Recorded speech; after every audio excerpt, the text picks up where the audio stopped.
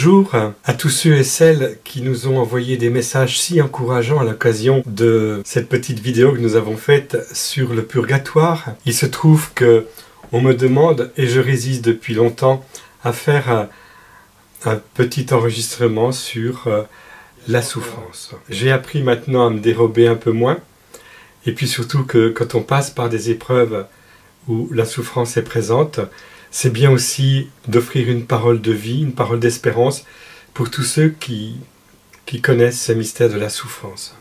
Je vais parler sans papier, je dirais d'abondance du cœur.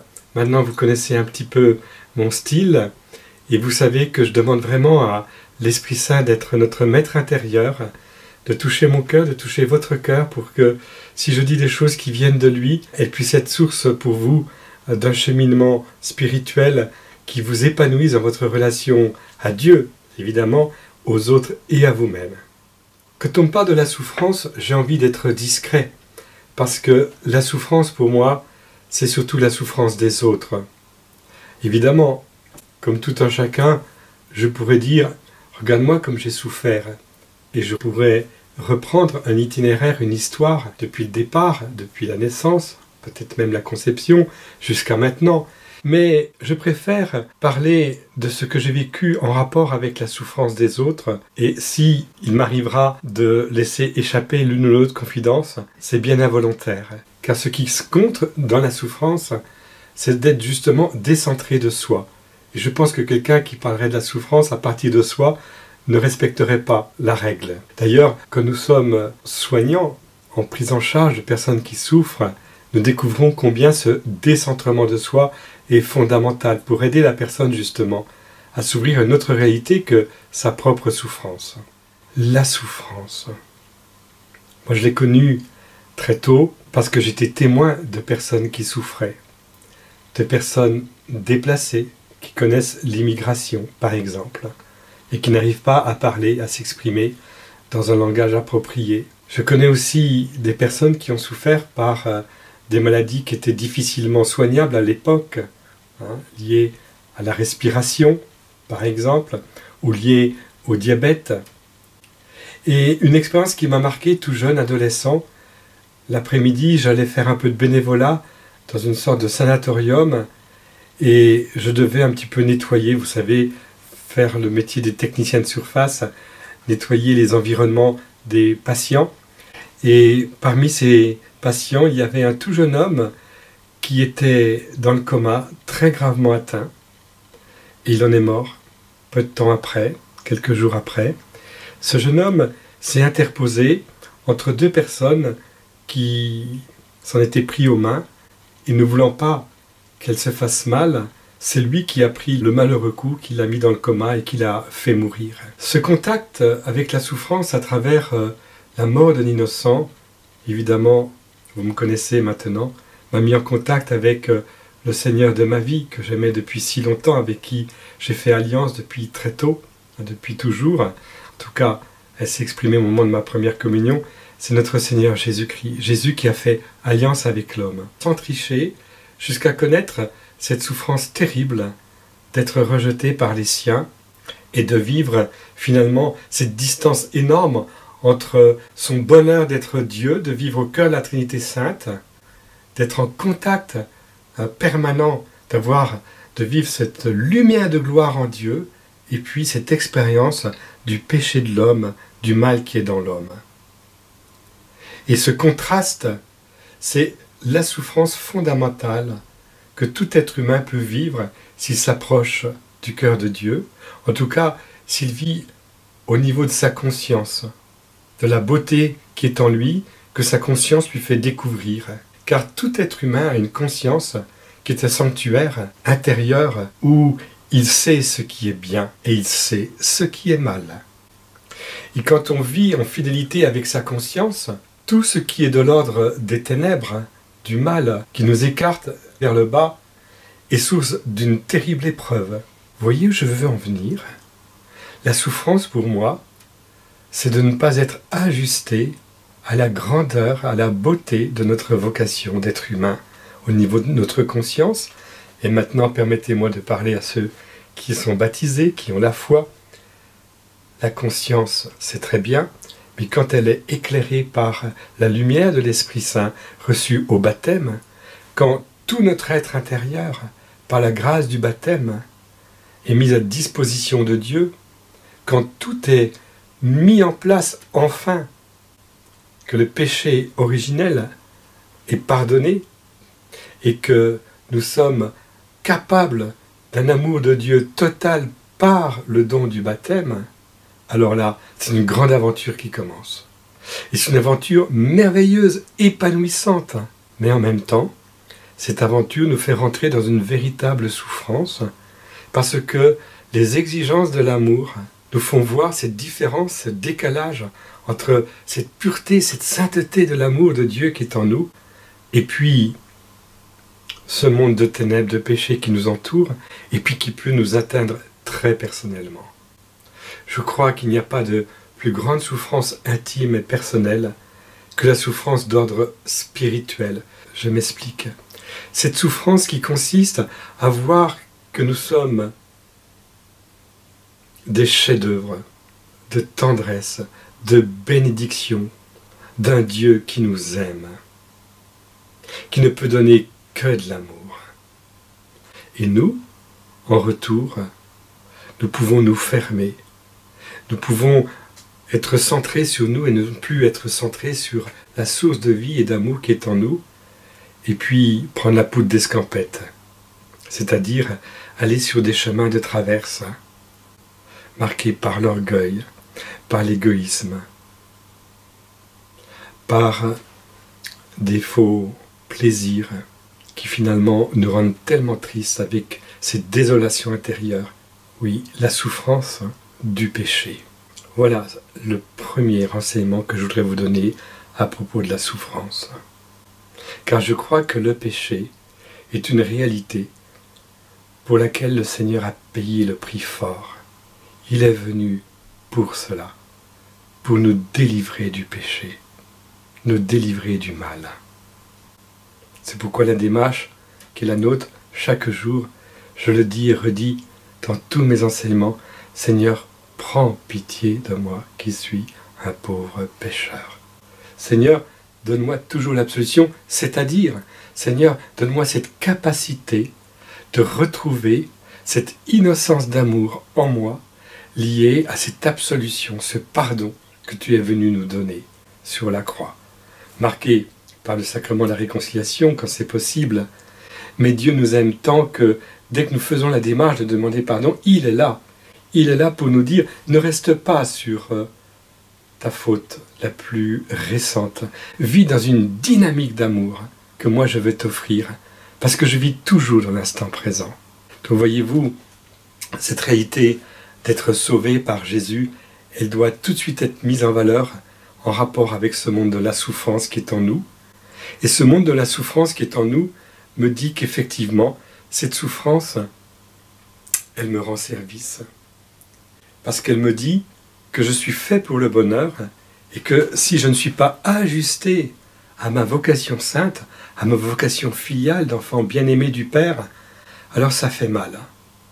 Ça fait mal. Et cette souffrance, elle peut s'intensifier dans la vie parce que nous avons une vocation avec un appel bien particulier.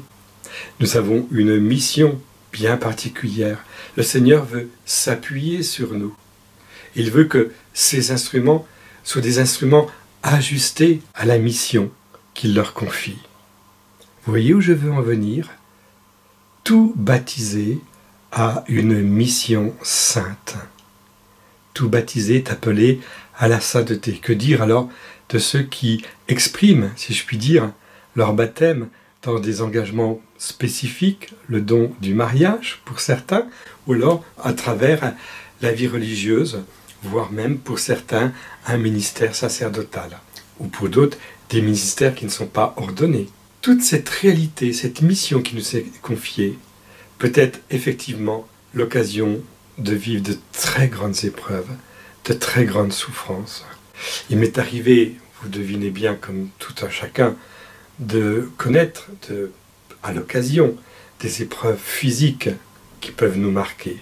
Je pense à cette crise de colique néphrétique où j'ai dû arriver aux urgences de l'hôpital. Et je me suis rappelé alors les enseignements que j'avais reçus en théorie quand j'étais élève infirmier, et on résumait ça avec 3 mots, je ne sais pas si je peux les dire, gueule, dégueule, engueule. Enfin, c'est un moyen mnémotechnique pour dire qu'on souffre tellement qu'on crie, et puis on a envie de vomir, et puis on est insupportable pour les autres. Ça, c'est une souffrance qui, paraît-il, la colique néphritique, se rapproche un petit peu de la souffrance des femmes qui vont enfanter. Mais tiens, au fait, je parle de la souffrance des femmes qui vont enfanter. Eh bien, la souffrance a à voir avec l'enfantement. L'enfantement d'un monde nouveau, d'une humanité nouvelle. Ma propre humanité. Est-ce que je suis prêt à consentir à voir dans ce cheminement qui est le mien, où la souffrance est présente, la possibilité d'une naissance, de naître à moi-même dans mon identité profonde d'enfant bien-aimé du Père. Voyez-vous, ce monde crie dans les douleurs d'un enfantement qui dure encore, nous dit l'apôtre.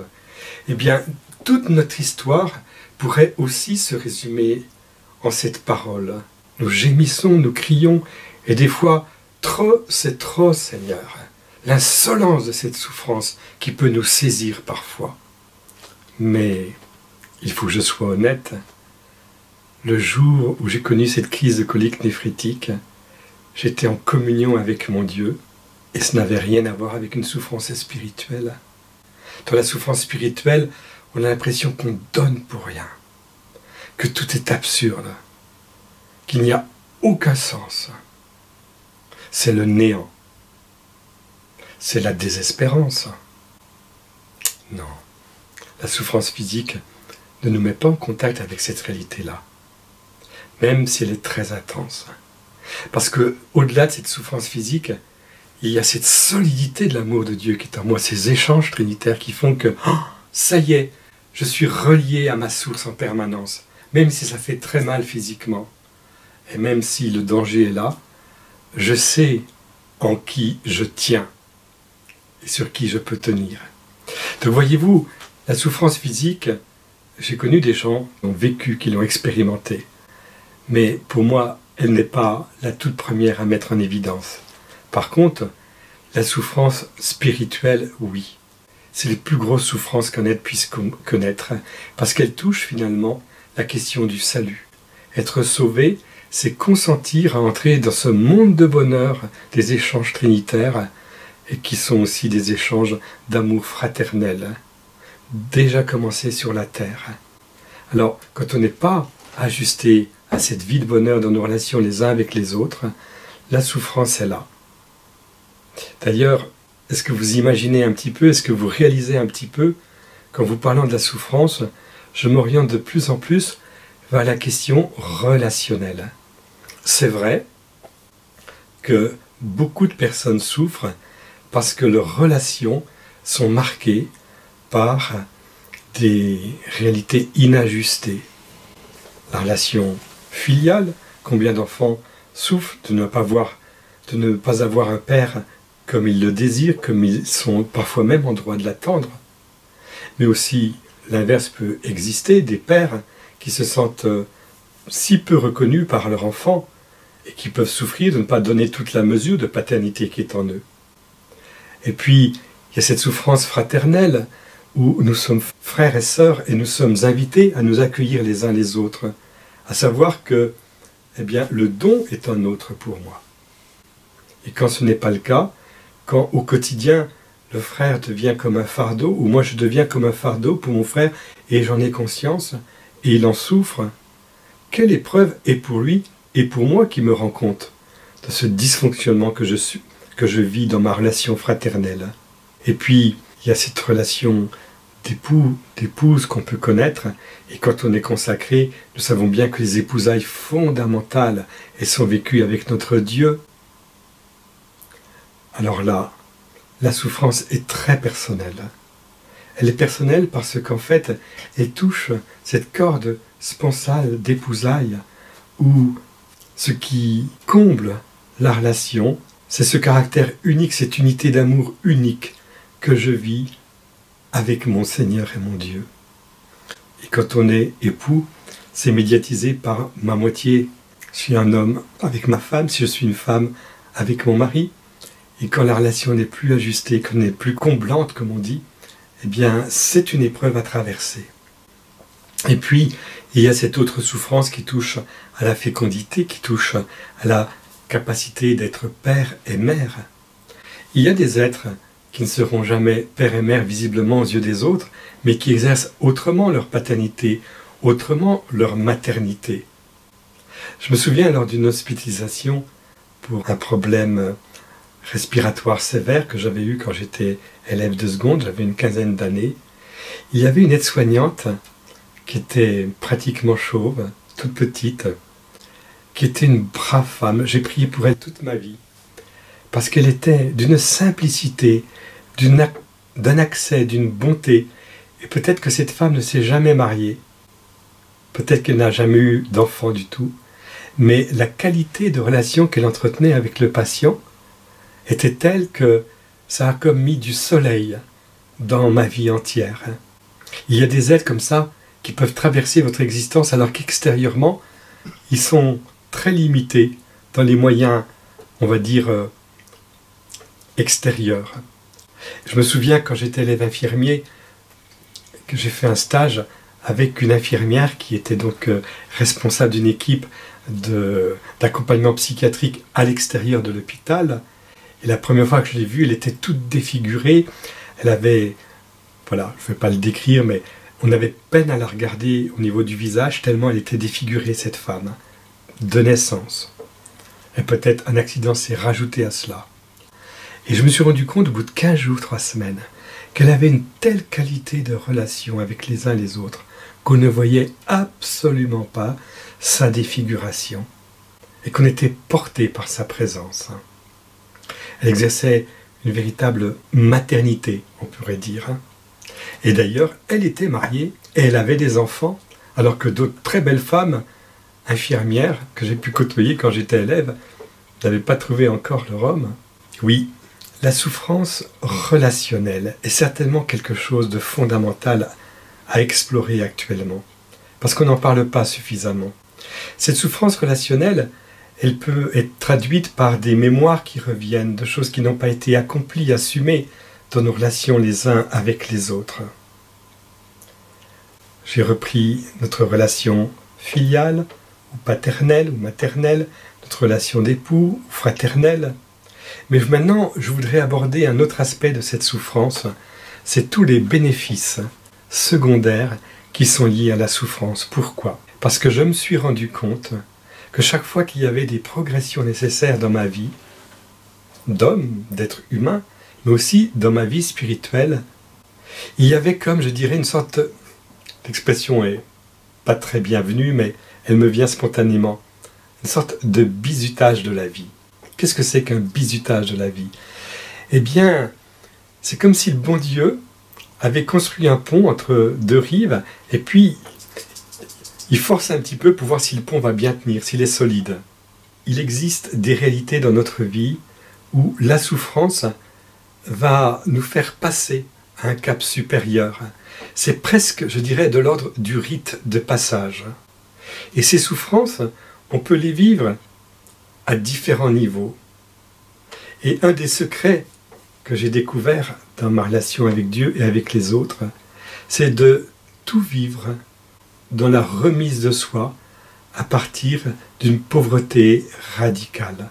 Dès lors que je veux avoir comme des ressources pour y arriver, je m'appuie encore sur moi et pas suffisamment sur celui qui est le Seigneur de ma vie et qui me dit « mais je suis ta force dans ta faiblesse ». Rappelez-vous l'épreuve de saint Paul qui parlait de cette écharde dans sa chair. Je crois qu'effectivement la souffrance, saint Paul l'a exprimée magnifiquement dans cette image. Et Jésus lui dit, alors qu'il lui demande d'enlever cette écharde, « mais ma grâce te suffit ?» Croyons-nous vraiment que la grâce de Dieu suffit ? Combien de fois j'ai évalué dans ma vie des réalités qui, par la suite, me paraissaient désuètes, mais dans l'immédiat, me paraissait tellement essentielle, et en me crispant sur sa réalité que je voulais à tout prix défendre, je ne me laissais pas aimer par le Seigneur, et je n'avais pas mis au niveau des vraies valeurs l'objectif de ma vie. Alors, ma grâce suffit, car ma puissance donne toute sa mesure, ma force donne toute sa mesure dans ta faiblesse. Je me souviens de ce novice qui avait une communication auriculo-ventriculaire, il avait la maladie bleue, comme on dit, et au bout de quelques mois, eh bien, il est décédé. Alors on était assez bouleversés, je crois que c'était un 20 janvier, et on a retrouvé une lettre qu'il aurait écrite, je crois, à ses parents, où il disait ceci, il devait avoir une trentaine d'années. Alors, je le dis de mémoire, mais ce mal, cette maladie qui m'atteint, Dieu m'en a fait cadeau pour que je vive avec. Alors, je ne dirai jamais que c'est Dieu qui provoque la souffrance, parce que Dieu est amour. Mais Dieu fait avec ce mystère de la souffrance qui est venu lié au péché originel, péché des origines. Et du coup, quand Dieu s'appuie sur nous pour reconstruire ce monde avec lui, car lui qui nous a créés sans nous ne nous sauvera pas sans nous, il nous prend au sérieux, il nous fait partenaire d'un monde nouveau pour lequel nous avons à nous investir en prenant sur nous le mal qui nous précède, je dirais en le faisant nôtre, pour le détruire en nous par une orientation de vie d'abandon, d'amour, dans la fournaise ardente de son cœur. Donc, ce confrère novice, il s'appelait Luc, m'a appris à dire, à propos de cette écharpe dans ma chair, comme dit l'apôtre Paul, Dieu m'en a fait cadeau pour que je vive avec. Sommes-nous prêts à consentir que ce qui fait mal aujourd'hui, ce qui est vraiment l'objet de notre épreuve, de notre souffrance, et qui revient tous les jours peut-être, en tout cas de manière récurrente, le Seigneur en a peut-être besoin. Il ne le veut pas pour nous, mais il fait avec. Je dis des choses qui peuvent surprendre, mais je voudrais qu'en parlant de la souffrance, nous ayons toujours en vue le fait que ce monde va vers un accomplissement merveilleux de beauté, de grandeur, de dignité. Parce que il a triomphé, le lion de Juda, c'est Jésus. Et si dans la souffrance, nous sommes accrochés au Seigneur, si nous le laissons vivre en nous, son offrande au Père dans cette souffrance que nous traversons, eh bien comme dit le curé d'Ars, je souffre, je porte ma croix, mais Jésus me porte, moi et ma croix, alléluia. Je ne sais pas si c'était le curé d'Ars qui disait ça, je crois que c'était le pasteur Thomas Roberts lors d'une rencontre à Ars. La souffrance est la trame cachée, secrète, que le Seigneur connaît dans chacune de nos vies. Si cette souffrance nous permet de nous savoir solidaires de ce monde éprouvé, où nous ne sommes pas à côté de nos frères qui souffrent, mais avec eux, empêtrés dans, je dirais, la boue comme eux, mais en criant vers le Seigneur, en disant « Seigneur, prends pitié de nous, pauvres pécheurs ». Et je pense aussi à cette prière au moment de la communion, « Seigneur, nous ne sommes pas dignes de te recevoir, mais dis seulement une parole et nous serons guéris. » Alors je pense que la souffrance est une grande éducatrice de patience, d'ouverture aux autres. On ne la ramène pas quand on souffre, parce qu'on ne sait jamais bien souffrir. Par contre, quand on souffre, on est au niveau des plus petits, des plus pauvres. Et là, notre vie prend une tournure tout à fait différente. Quand on souffre, nous sommes finalement ramenés à cette attitude fondamentale d'une remise de soi à celui qui nous a précédés dans ce chemin de croix. Et nous portons véritablement une croix Il ne faut pas tricher avec cela. Mais cette croix, mon Dieu, elle nous fait grimper, gravir la montagne, aller vers le haut. Combien de fois nous voulons délaisser la croix, et puis nous nous rendons compte qu'en fait, la croix qui a été choisie par Jésus, c'est une sagesse d'amour que le Seigneur veut inscrire dans notre vie. Je voudrais bénir le Seigneur pour tout ce cheminement qu'il m'a fait connaître depuis ma plus tendre enfance dans ce monde de la souffrance. Et je ne le dis pas facilement, je le dis en vérité, parce que combien de fois il m'est arrivé de réaliser devant des épreuves à traverser qu'il y avait une alliance avec Dieu depuis toujours, depuis très longtemps, depuis tout petit, et que cette alliance-là, rien ne pourra l'atteindre si je suis fidèle, si je me laisse porter par celui qui s'est engagé pour moi dans cette alliance. Alors Seigneur, ce soir, je te rends grâce pour tout ce chemin que tu vis dans le cœur des pauvres et des petits. Ces petits, ces pauvres, ces souffrants sur notre route. Seigneur, tu me fais la grâce de vivre dans un abandon, une confiance. Grâce à Marie, grâce à celle qui t'a accompagné jusqu'au bout, qui a dit oui, un oui inconditionnel, une mise à disposition.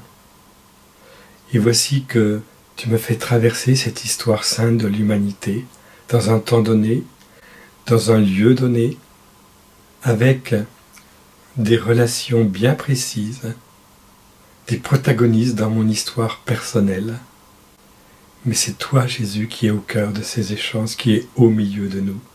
C'est toi, Jésus, qui est caché dans mon prochain. Et c'est toi, Jésus, qui est en moi, plus présent à moi-même que je le suis. Et tu sais, Seigneur, que l'œuvre que tu as commencée en moi, tu veux l'achever, tu veux l'accomplir. Tu ne renonceras jamais à cette gloire qui est en moi, par la grâce du baptême, par cette participation à la vie de Dieu qui est en moi. Alors je te bénis, Seigneur. Je te bénis avec Marie, cette éducatrice, cette combattante qui a remporté la victoire.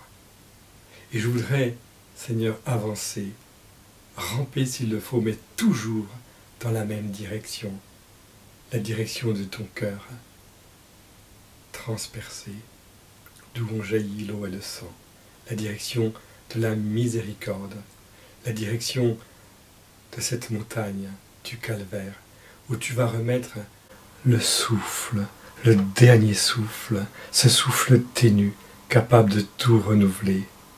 Ô Jésus, je te bénis pour ces tout petits souffles quand je suis à bout de souffle, ces tout petits oui quand je suis à bout de oui, mais qui disent que je t'aime, parce que toi, Seigneur, le premier, tu m'as aimé.